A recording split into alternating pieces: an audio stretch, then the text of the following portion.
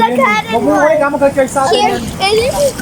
Hi, ako nga pala si Yay, dating OFW na taga Cebu. Ngayon ay naninirahan na sa probinsya ng Luzon. Lumipat lang ako ng bahay pero sa probinsya pa rin ako nakatira. Isang ina na may munting pangarap para sa aking pamilya. Tara, samahan niyo ako sa kwento ng aking buhay. Gandang araw mga ka-blessings! Another video na nga po pala ng continuation namin ng G-Adventure. Bali, pangatlong isla na nga po pala to ng 100 adventures namin. Dahil marami-raming ang islang pupuntahan, kaya isa na nga rin po ito. Syempre, hindi mawawala yung picture taking po namin dito. Kitang-kita nyo naman po na nahuhuli ang ina nyo. Medyo madulas na rin po kasi yung tsinelas natin at nababasa nga po sa dagat. Kaya talaga nang hidahan-dahan lang po tayo. Baka tumambling pa po ako.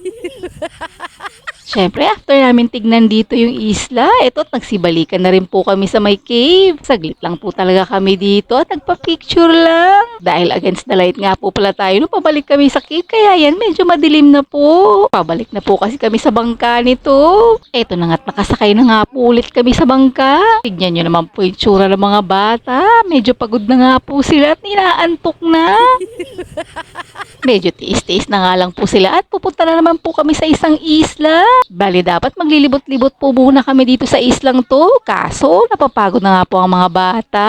Kaya't eto't naisipan na lang po mag-picture taking na lang din po ulit. Para kahit paano nakarating naman po kami sa islang to. Hindi na nga rin po bumaba si mamang at mahirap naman po at madulas po kasi. Dahil natapos na nga po kami sa picture taking namin, eto't nagkakaripas na mga bata sa dagat po ulit. Kaso kailangan na po namin bumalik ulit sa bangka. Medyo nahuhuli nga lang po talaga tayo at binibidyohan din po natin sila. Siyempre, kasali na rin po ang sarili ko. After nga po niyan, eto't nakabalik na rin po kami dun sa mismong pinanggalingan namin. Kaso, naglilibot-libot ang batang makulit at meron na ngang nakitang playground. Eto na nga, hindi na nga pinalampas po ng batang makulit. Kita nyo naman, talaga namang matutuyo na lang yung damit niya dito.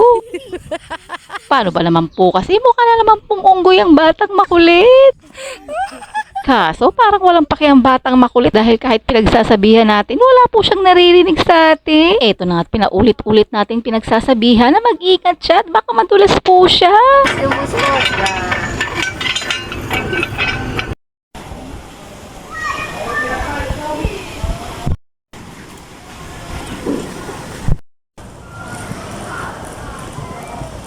Katapos nga po dun sa island adventure namin, eto't pumunta na po kami sa hotel. Bali, dito na po kami magpapalipas ng gabi. Pero after namin magpahinga saglit, eto't naglalabasan na naman po kami sa gabi.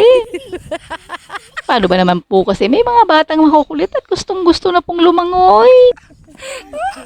Kita nyo naman po, halos wala na pong bata at mga tao sa pool. Pero sadyang makukulit ang mga batang to at nandito na naman po kami sa pool.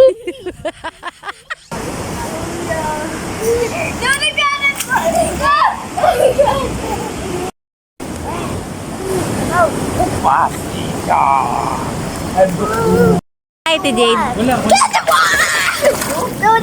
Mabuhay ka mag-charge sa atin yan. O siya, yan lang po muna sa araw na to mga ka-blessings. Salamat sa pagtanaw. At dahil nakarating ka na nga po pala sa part ng video na to, pipili po tayo ng isang masugid naming manonood at supporters na mabibigyan po namin ng pa-blessing. Basta ayaw lang kalimot og like and share and follow sa among video. Salamat sa pagtanaw. Amping!